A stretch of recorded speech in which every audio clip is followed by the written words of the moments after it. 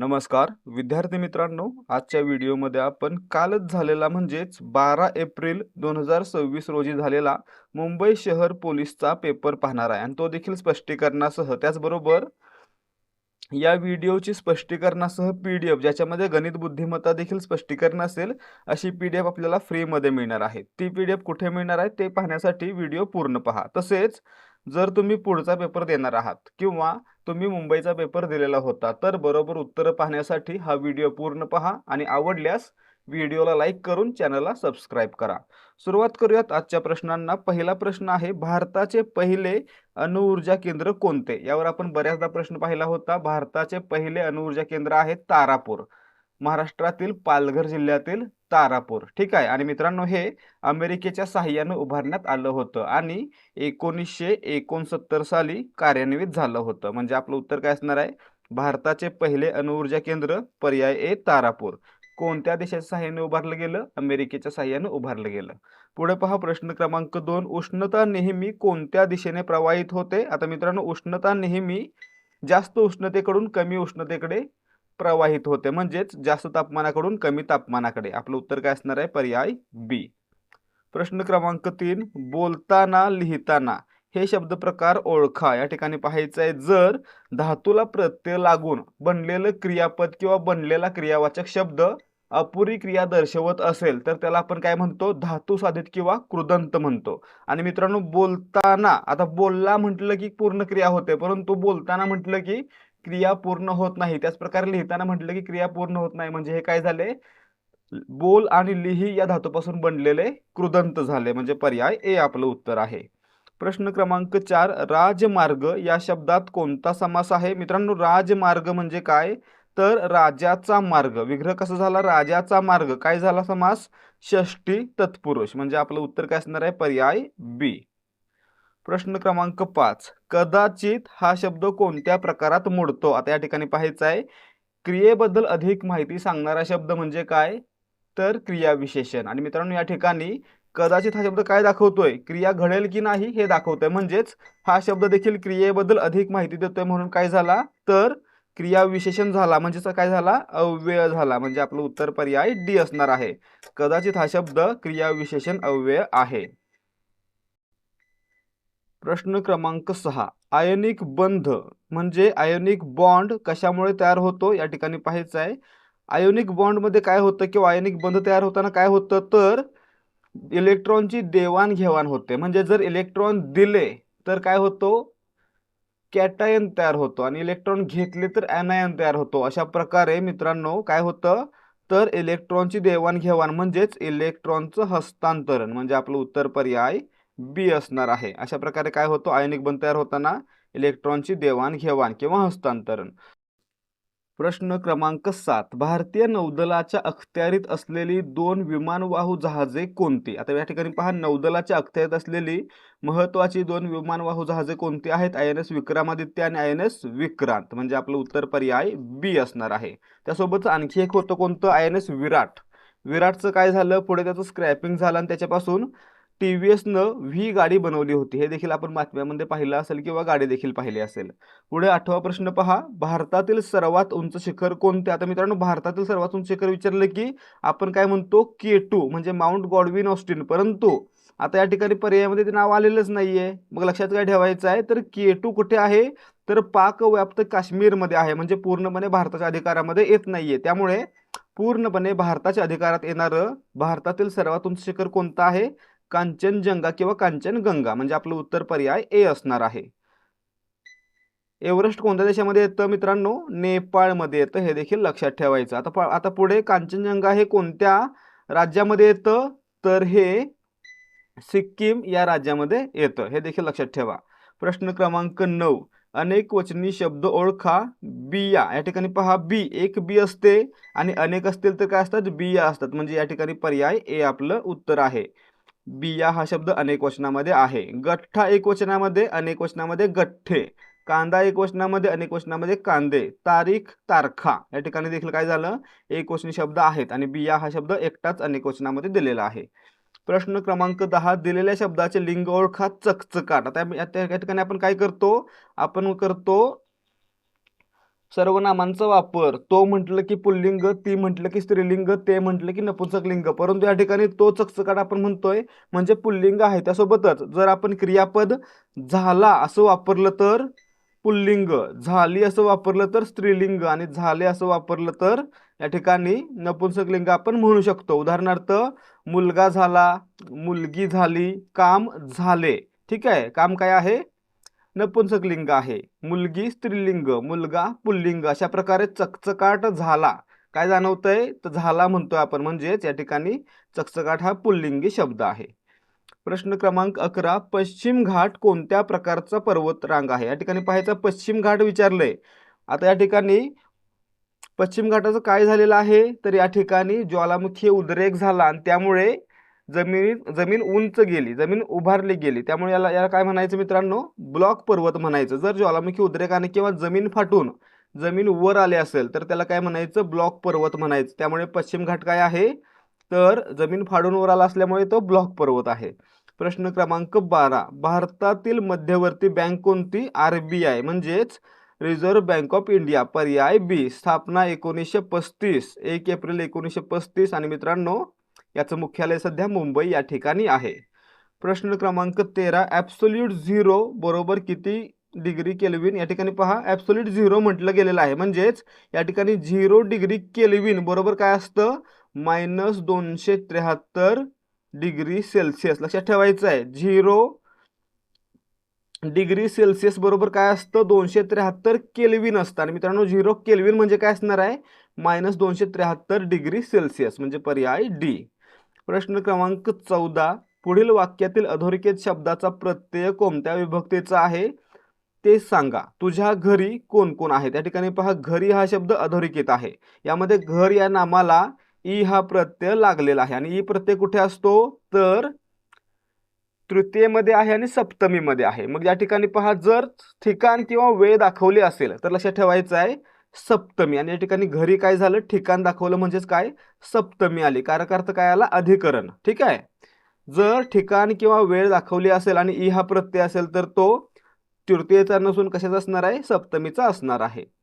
प्रश्न क्रमांक 15, वात्रट या शब्दाचा विरुद्धार्थी शब्द ओळखा. वात्रट म्हणजे मित्रांनो त्रासदायक, त्रास देणारा. तर त्याच्या विरुद्धार्थी काय असतो? सद्गुणी, म्हणजे पर्याय ए.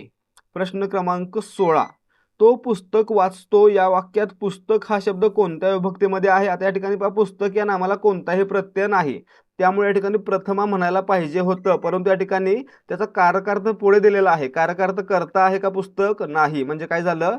या ठिकाणी करता येणार नाही किंवा प्रथमा येणार नाहीये.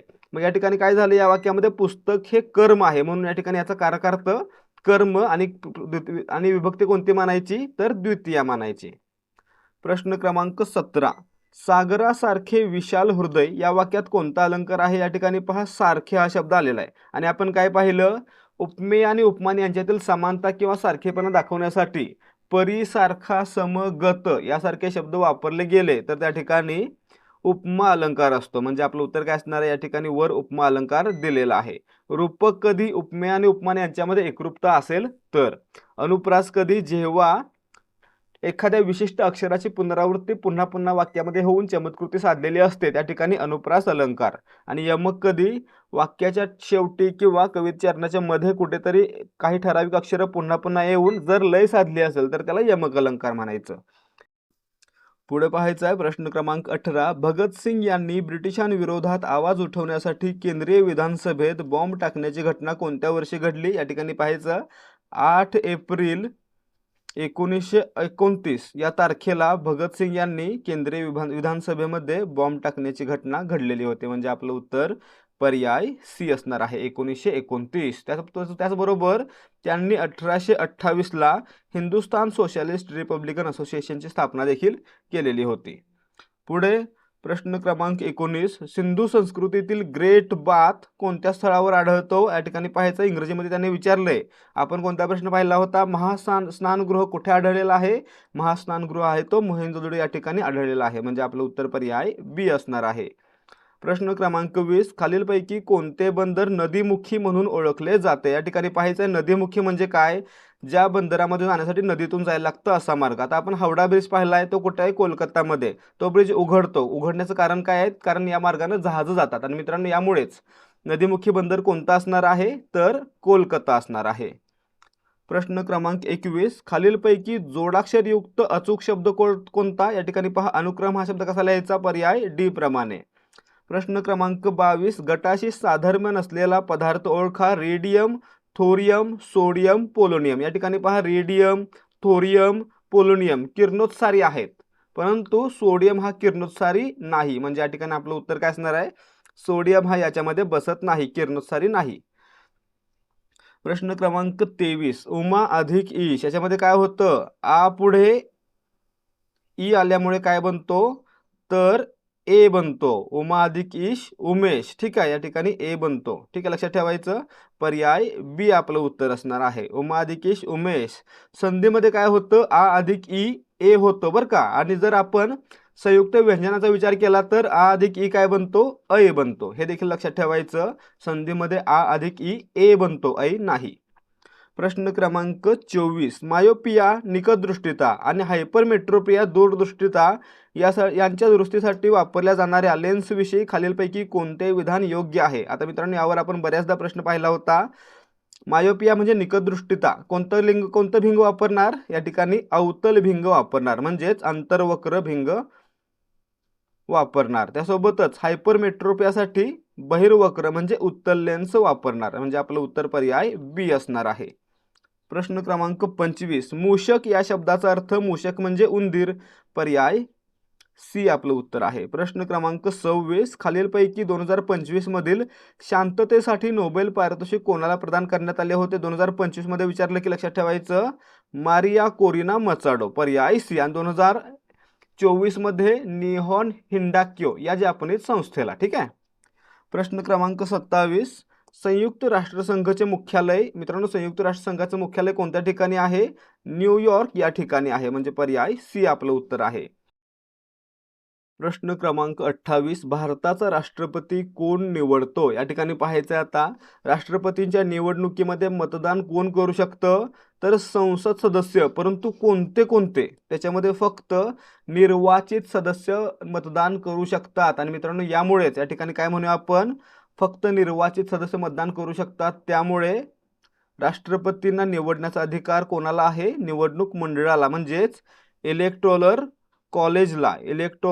कॉलेजला हा अधिकार आहे. म्हणजे आपलं उत्तर पर्याय सी.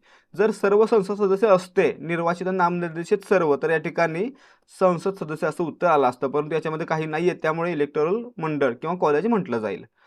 प्रश्न क्रमांक 29, ताडोबा अंधारी व्याघ्र प्रकल्प कोणत्या जिल्ह्यात आहे? या ठिकाणी पहा ताडोबा अंधारी व्याघ्र प्रकल्प आहे तो चंद्रपूर जिल्ह्यामध्ये आहे. आणि मित्रांनो हा महाराष्ट्रातील पहिला राष्ट्रीय उद्यान आहे. पर्याय बी आपलं उत्तर असणार आहे. प्रश्न क्रमांक 30, महाराष्ट्रातील MIDCचं मुख्य कार्य काय आहे? 1962 ला MIDC स्थापना झाली आणि याचं मुख्य कार्य आहे औद्योगिक क्षेत्रांची उभारणी. पर्याय ए.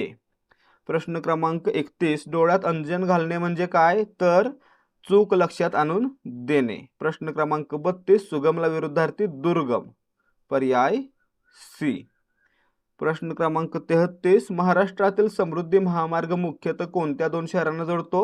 नागपूरला मुंबईसोबत जोडतो आणि लांबी आहे 701 किलोमीटर. पर्याय बी. प्रश्न क्रमांक 34, भारतामध्ये लोकसभा निवडणुकीत आदर्श आचारसंहिता कधी लागू होते? निवडणूक कार्यक्रम जाहीर झाल्या आदर्श आचारसंहिता लागू होते. म्हणजे पर्याय सी. आणि प्रचारबंदी आहे ते कधी लागू होते? मतदानाच्या 48 तास आधी. प्रश्न क्रमांक 35, राज्यसभेच्या सदस्यांची निवड कोणत्या पद्धतीने होते? या ठिकाणी पहा राज्यसभेच्या सदस्यांची निवड आहे ती प्रमाण प्रतिनिधित्व व एकल हस्तांतरणीय मतांच्या पद्धतीने होते. म्हणजे आपलं उत्तर पर्याय डी असणार आहे. प्रश्न क्रमांक 36, भारताच्या सागरमाला प्रकल्पचा मुख्य उद्देश काय आहे? तर बंदरांना जोडणारे रस्ते बनवणं, म्हणजेच बंदर आधारित पायाभूत सुविधा आणि लॉजिस्टिक सुधारणा करणं. पर्याय बी. प्रश्न क्रमांक 37, विवेक सिंधू हा ग्रंथ खालीलपैकी कोणी लिहिला आहे? मित्रांनो हा मराठीतील आद्य ग्रंथ आहे, म्हणजेच मराठीतील सर्वात जुना ग्रंथ आहे. आणि मित्रांनो हा लिहिलेला आहे मुकुंदराज यांनी, म्हणजे आपलं उत्तर पर्याय डी. प्रश्न क्रमांक 38, माळी या शब्दाचे अनेकवचनी रूप काय होतं? माळी हा शब्द एकवचन आणि अनेकवचनामध्ये माळी असाच राहतो, म्हणजे आपलं उत्तर पर्याय ए असणार आहे. प्रश्न क्रमांक 39, खालीलपैकी अग्निपंख हे आत्मचरित्र कोणी लिहिले? या ठिकाणी पाहायचं आहे. विंग्स ऑफ फायर कोणी लिहिलं? APJ अब्दुल कलाम यांनी लिहिलेलं आहे, म्हणजे पर्याय ए हे यांचं आत्मचरित्र आहे. त्यासोबतच अग्निपंख हे त्याचं मराठी भाषांतर कोणी केलेलं आहे? तर एक महिला आहेत, त्यांचं नाव आपण आधीच्या व्हिडिओमध्ये पाहिलं होतं. आता या ठिकाणी माझ्या डोक्यात येत नाही, येते नंतर सांगेन किंवा कमेंटमध्ये सांगेन, कमेंट सेक्शन पहा. प्रश्न क्रमांक 40, मीठ भाकरी या शब्दाचे लिंग कोणते? या ठिकाणी पहा, मीठ भाकरी सामासिक शब्द आहे. मित्रांनो, सामासिक शब्द असला की त्याचं लिंग कसं ठरतं? सामासिक शब्दातील शेवटच्या अक्षरावरून, शेवटच्या शब्दावरून. शेवटचा शब्द कोणता आहे? भाकरी. भाकरी काय असते? स्त्रीलिंगी, म्हणून मीठ भाकरी काय झाला? स्त्रीलिंगी शब्द झाला. मीठ नपुंसकलिंगी, भाकरी स्त्रीलिंगी, आणि शेवटच्या शब्दाचं लिंग स्त्रीलिंगी आहे, म्हणून पूर्ण शब्दाचं लिंग काय झालं? स्त्रीलिंगी झालं, म्हणजे पर्याय बी. आता विद्यार्थी मित्रांनो, आपल्याकडे सध्या काय उपलब्ध आहे? तर 60 रुपयांमध्ये पोलीस भरतीसाठी 30 सराव प्रश्नपत्रिका उपलब्ध आहेत. त्यासोबतच या प्रश्नपत्रिका संच घेतल्यानंतर आपण आपल्या एका टेलिग्राम चॅनलवर ॲड करतो, ज्याच्यावर आपण दररोज 300 ते 400 सराव प्रश्न पाहतोय, ज्याच्यामध्ये सर्वात पहिल्यांदा सकाळी 50 चालू घडामोडी असतात, त्याच्यानंतर मराठी व्याकरणाचा एक टॉपिक असतो, त्याच्यानंतर GK मराठी मिक्स, त्याच्यानंतर गणित बुद्धिमत्ता मिक्स, आणि रात्री फक्त GK या विषयाचे सराव प्रश्न. अशा प्रकारे दररोज 400+ प्रश्नांचा सराव आपण या चॅनलवर करत आहोत. त्यामुळे जर तुम्ही नागपूर किंवा कोणत्याही SRPF गटासाठी तयारी करताय तर तुमच्यासाठी हा संच उपयुक्त ठरू शकतो. एकतर आपल्याला 60 रुपयांमध्ये 30 प्रश्नपत्रिका मिळत आहेत, त्या देखील PDF फॉर्मॅटमध्ये. त्यासोबतच आपल्याला टेलिग्राम चॅनलवर ॲड केलं जाईल, ज्याच्यावर आपल्याला दररोज 300 ते 400 क्विज सोडवता येतील. त्यामुळे आपला सराव निश्चितच चांगल्या प्रकारे होणार आहे. त्यामुळे जर तुम्हाला हा संच हवा असेल तर 75 17 24 91 19 या नंबरवर संपर्क करा. हा नंबर व्हिडिओच्या डिस्क्रिप्शनमध्ये देखील दिलेला आहे. पुढे पाहायचं आहे प्रश्न क्रमांक 41, संसदेमध्ये नो कॉन्फिडन्स मोशन म्हणजे अविश्वास प्रस्ताव कोणाविरुद्ध आणला जातो? मित्रांनो, संसदेमध्ये अविश्वास प्रस्ताव आहे तो एखादा मंत्री किंवा संपूर्ण मंत्रिमंडळ यांच्या विरोधात आणला जातो, म्हणजे आपलं उत्तर पर्याय सी असणार आहे. परंतु समजा एखाद्या मंत्र्याच्या विरुद्ध आणला आणि जर अविश्वास प्रस्ताव पारित झाला तर त्यावेळी काय होतं? तर संपूर्ण मंत्रिमंडळाला राजीनामा द्यावा लागतो, कारण या ठिकाणी एका मंत्र्याचा विश्वास म्हणजे संपूर्ण मंत्रिमंडळाचा विश्वास असतो. ठीक आहे. प्रश्न क्रमांक 42, खालीलपैकी कोणता पदार्थ ओपिओइड वर्गात मोडतो? ओपिओइड म्हणजे काय? तर अफूपासून बनलेले. ओपियम म्हणजे अफू आणि ओपिओइड म्हणजे अफूपासून बनलेले. मग या ठिकाणी पहा, अफूपासून काय बनतं? हेरोईन बनतं, म्हणजे पर्याय बी आपलं उत्तर आहे. हेरोईन हे कशामध्ये येतं? ओपिओइड गटामध्ये येतं. प्रश्न क्रमांक 43, उपकाराची जाण न ठेवणारा कृतघ्न, पर्याय डी आपलं उत्तर आहे. प्रश्न क्रमांक 44, तोंडात तीळ न भिजणे या वाक्प्रचाराचा अर्थ ओळखा. तोंडात तीळ न भिजणे म्हणजे काय? तर कोणतीही गुप्त गोष्ट प्रकट करणे किंवा एखादी गोष्ट गुप्त ठेवता न येणे, म्हणजे पर्याय डी. आता आपण प्रॉमिस केल्याप्रमाणे आपल्या सर्वांना मुंबई पोलीस भरतीचा पूर्ण पेपर स्पष्टीकरणासह मिळणार आहे. तो कुठे मिळणार आहे? तर आपल्या टेलिग्राम चॅनलवर. आणि टेलिग्राम चॅनलची लिंक कुठे आहे? या व्हिडिओच्या डिस्क्रिप्शनमध्ये दिलेली आहे. लक्षात ठेवायचं आहे, व्हिडिओच्या डिस्क्रिप्शनमध्ये देहाधिकारी स्पर्धा परीक्षा मंचच्या टेलिग्राम चॅनलची लिंक दिलेली आहे, ज्याच्यावर आपल्याला मुंबई पोलीसचा पूर्ण पेपर उत्तरं आणि स्पष्टीकरणासह मिळणार आहे. त्यामुळे जर तो हवा असेल तर आपलं टेलिग्राम चॅनल जॉईन करा. लिंक या व्हिडिओच्या डिस्क्रिप्शनमध्ये दिलेली आहे. प्रश्न क्रमांक 45, खालीलपैकी भाववाचक नाम कोणते? भाववाचक नाम कोणतं असतं? तर ज्याच्यामध्ये गुण किंवा भाव दडलेला असतो, त्यासोबतच त्या नामाच्या वस्तूला स्पर्श करता येत नाही, त्याला काय म्हणायचं? भाववाचक नाम. आणि अशा नामात शेवटी काय लक्षात ठेवायचं? तर त्व, पण, पणा यासारखे काय असतात? प्रत्यय लागलेले असतात. मग या ठिकाणी पहा, गुलामगिरी, याच्यामध्ये गिरी हा प्रत्यय लागलेला आहे आणि गुलामगिरीला आपण स्पर्श करू शकतो का? नाही करू शकत, म्हणजे या ठिकाणी गुलामगिरी हे भाववाचक नाम आहे. प्रश्न क्रमांक 46, उड्डाण या शब्द नामाच्या कोणत्या प्रकारात मोडतो? या ठिकाणी पहा, उड्डाण. आता उड्डाण हा शब्द देखील काय आहे? भाववाचक नाम आहे. कारण काय? कारण या नामाच्या वस्तूला आपण स्पर्श करू शकत नाही, म्हणजे पर्याय बी भाववाचक नाम. प्रश्न क्रमांक 47, खालील शब्दांतील एकवचनी शब्द ओळखा. कांदा एकवचनामध्ये आहे. आपण वर प्रश्न पाहिला होता ना, कांदा एकवचन, कांदे अनेकवचन, म्हणजे पर्याय ए. मळा मळे, डोळा डोळे, गोळा गोळे, म्हणजे हे तीन शब्द काय आहेत, अनेकवचनामध्ये आहेत आणि कांदा हे एकवचनामध्ये आहे. प्रश्न क्रमांक 48, पुढीलपैकी आवृत्तीवाचक विशेषण. या ठिकाणी पहा, आवृत्तीवाचक विशेषण म्हणजे काय, एखाद्या गोष्टीची पुनरावृत्ती किंवा आवृत्ती दर्शवणारा शब्द. मग या ठिकाणी कोणता आहे, नेहमी. नेहमी हा शब्द आवृत्तीवाचक विशेषण आहे, म्हणजे पर्याय ए आपलं उत्तर आहे. परंतु मित्रांनो, सर्वांनी उत्तराचं काय लिहिलंय, द्वितीय लिहिलंय. द्वितीय काय असतो, द्वितीय प्रथम, द्वितीय तृतीय क्रम असतो, क्रमवाचक असतं, म्हणजे या ठिकाणी हे चुकीचं आहे. काय पाहिजे उत्तर, नेहमी हे आवृत्तीवाचक विशेषण. प्रश्न क्रमांक 49, महाराष्ट्र पोलीस दलामध्ये कमिशनरेट सिस्टीम मुख्यतः कोणत्या भागात लागू केली जाते. आपण मुंबई स्पेशलमध्ये हा प्रश्न पाहिला होता. कमिशनर सिस्टीम कुठे असते, तर शहरी आणि महानगर क्षेत्रामध्ये असते, म्हणजे आपलं उत्तर पर्याय बी. आणि याचा प्रमुख कोण असतो, तर कमिशनर असतो. प्रश्न क्रमांक 51, खेळात खेळकर खेळाडू खेळतो, या वाक्यात कोणता अलंकार आहे. या ठिकाणी पहा, खेळ खेळ खेळ खेळ, काय झालंय, खेळ आणि ळ या दोन अक्षरांची पुनरावृत्ती वारंवार झालेली आहे. आणि मित्रांनो, एखाद्या चरणामध्ये किंवा ओळीमध्ये जर एकाच अक्षराची पुनरावृत्ती होऊन चमत्कृती साधली असेल तर त्याला म्हणायचं अनुप्रास अलंकार, म्हणजे या ठिकाणी काय आहे, अनुप्रास अलंकार आहे. पुढे यमक अलंकार कधी असतो, जेव्हा कविते चरणाच्या मध्ये किंवा शेवटी विशिष्ट अक्षर किंवा विशिष्ट अक्षरांचा संच म्हणजे शब्द पुन्हा पुन्हा येऊन जर लय साधली असेल तर त्याला यमक अलंकार म्हणायचं. श्लेष कधी एकच शब्द कवितेच्या चरणामध्ये किंवा वाक्यामध्ये विविध किंवा भिन्न अर्थाने वापरला असेल तर त्याला श्लेष अलंकार म्हणायचं. रूपक कधी उपमेय आणि उपमान यांच्यामध्ये एकरूपता असेल तर रूपक अलंकार म्हणायचं. तर विद्यार्थी मित्रांनो, या ठिकाणी आजचे प्रश्न समाप्त होत आहेत. हे होते मुंबई पोलीसच्या 2026च्या पेपरमध्ये विचारण्यात आलेले प्रश्न. जर तुम्हाला प्रश्नांची उत्तर आणि स्पष्टीकरण समजलं असेल तर व्हिडिओला लाईक करा आणि याच प्रकारचे प्रश्न आणि उत्तर पाहण्यासाठी आपल्या चॅनलला सबस्क्राईब करा. भेटूयात पुढच्या भागामध्ये. जय हिंद, जय भारत आणि जय महाराष्ट्र.